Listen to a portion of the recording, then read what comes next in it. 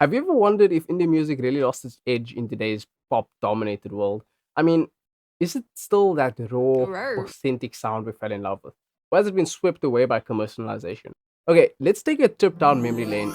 Indie music is short for independent music, and it began getting traction in the late 20th century when artists sought to break free from the traditional record label constraints. And it's all about creating music on their own terms and with often DIY approach.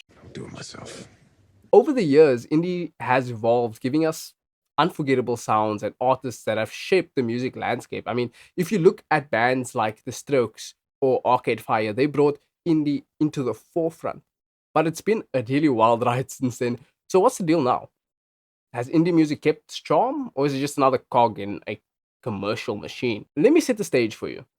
The music industry has changed dramatically in the past decade, right? With the rise of mainstream pop and domination of streaming services like Spotify and Apple Music, indie artists are facing a whole new set of challenges. It's like every time you turn around, there's another catchy pop song topping the charts, while indie tracks often get lost in the shuffle, and people are most likely listening to the new Ice Spice record or something. Think you the shit, bitch? You not even the fault. No, God! No, God, please, no! And record labels are looking for the next big hit, which often means that they normally prioritize the commercial viability over artistic expression. And this has left many indie artists struggling to find their voice and the audience in, well, a sea of mainstream noise.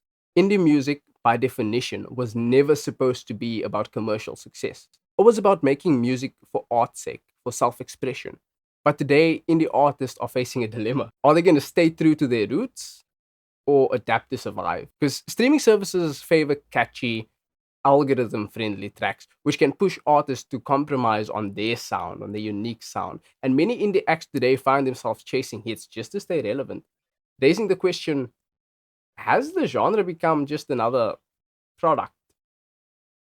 And streaming platforms have revolutionized how we listen to music, but they've also changed how we discover it.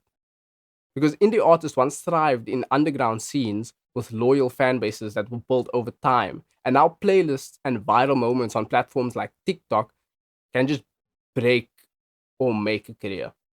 This instant exposure has blurred the lines. Like, can someone still be indie if they blow up overnight?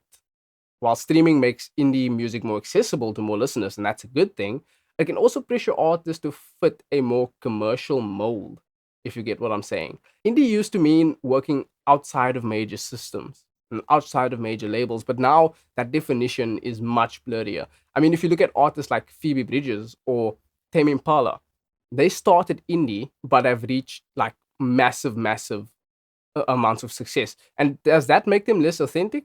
I mean, is indie about the label or the attitude? Success today often depends on maintaining a certain vibe while balancing marketability, and this struggle can dilute the original anti-establishment spirit of indie. Let me give you some examples. Um, I mentioned Phoebe Bridges. I'm going to mention her again because she is a great example. Despite being signed to a label, her music still feels personal and rooted in the indie ethos. Her breakout success, critically acclaimed albums, Grammy nods, shows that it's possible to like kind of balance that mainstream recognition while keeping an indie soul. Then you have Sufjan Stevens, and his album Carrie and Lowell was hailed as like an indie masterpiece, and it even gained it gained a wider appeal. It's an album that keeps the spirit of indie alive, and it's raw and it's deeply personal and it's unconcerned with mainstream trends. Yet its success also poses the question of whether achieving this mass appeal contradicts like indie's core values. And then you have TikTok blowing up artists like Clairo and Bieber Doobie basically overnight. And on the one hand, they're reaching a whole new generation of listeners, but on the other, this kind of virality does it strip indie of its authenticity? Can artists maintain the indie ethos when their success depends on algorithm and trends? I mean, doesn't that kind of strip it of building that audience over time? I want to hear from you. What do you think?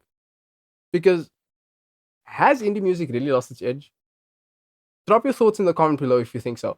And if you enjoyed this discussion, be sure to check out some of my other music commentary on the Arctic Monkeys and even Liam Payne. Um, I have some more videos coming to you. If you want more covers, you can check out my covers playlist. And if you want more music commentary alike, you can check out my music commentary playlist. Thanks for watching. I'll check you on the next one, and be sure to subscribe.